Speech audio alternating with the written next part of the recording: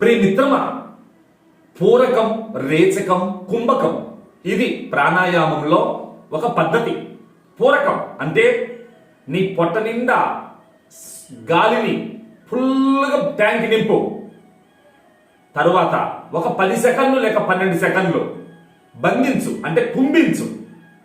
ఆ తరువాత నెమ్మదిగా ఓంకార అనుసంధానంతో వదులు.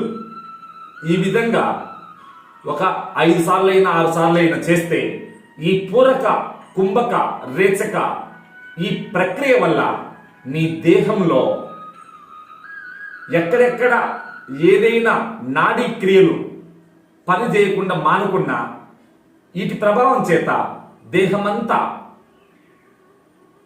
ఆరోగ్యవంతంగా ఎదుగుతుంది, ఆరోగ్యంలో మార్పు వస్తుంది.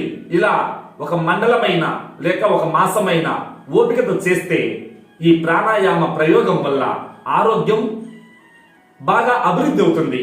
మిత్రమా, ఆరోగ్యం ఎక్కడో లేదు, బంధువుల దగ్గర. అది కేవలం నీ యొక్క అజ్ఞానం వల్లనే అనారోగ్యాలు వస్తాయి, సుజ్ఞానం వల్లనే ఆరోగ్యం లభిస్తుంది.